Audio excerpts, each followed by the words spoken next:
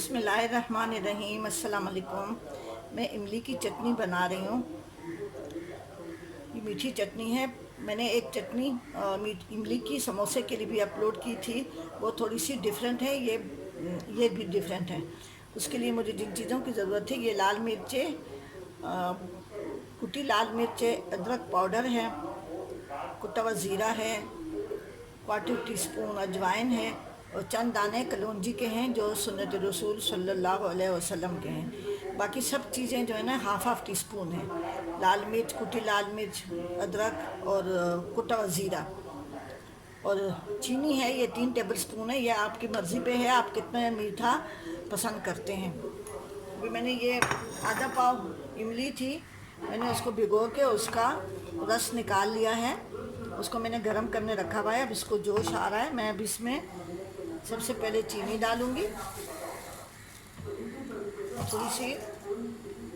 बाद में जब बन जाए चख लीजिएगा। अगर आपको कम लग रही तो और डाल दें, क्योंकि रोज़ा है ना, तो इसलिए ज़रा अंदाज़े से डालना पड़ता है।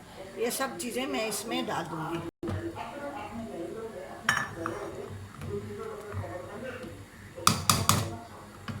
अब इसको मैं थोड़ा चटनी की तरह, इमली की जैसी चटनी होती है, इमली की सॉस होती है, उस तरह थोड़ा सा हल्का सा मैं इसको गाढ़ा करूँगी।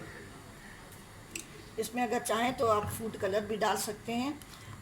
मुझे नेचुरल पसंद है, मैं इसी तरह से इसको बनाऊँगी। इमली की चटनी अब गाढ़ी हो गई है। अब इसमें आग बंद कर देती हूँ। इसको मैं बाउल में डालूँगी। जब ठंडी हो जाएगी फिर इसको मैं अच्छी तरह से शीशे की बोतल को अच्छी तरह से गर्म पानी से धो के और उसको अच्छी तरह सुखा के उसको भी ठंडा करके उसमें डालें, तो फिर कभी भी ख़राब नहीं होती। अभी इसको मैं बाउल में डाल दूँ ताकि ठंडी हो जाए। इस बाउल में डाला है और इसको ठंडा करके फिर मैं बोतल में डालूँगी और फ्रिज में रख लूँगी। ठीक है जी, आप ज़रूर बनाएं। मैंने इस तरह से पहले भी चटनी एक इमली की अपलोड की है, वो सिर्फ समोसों के लिए है। वैसे भी आप खा सकते हैं, लेकिन वो थोड़ी सी इससे डिफरेंस है। ठीक है जी, आप ज़रूर बनाएं और मेरे चैनल जायका KPK को सब्सक्राइब करें और कमेंट्स करना ना भूलें, ज़रूर कमेंट्स करें।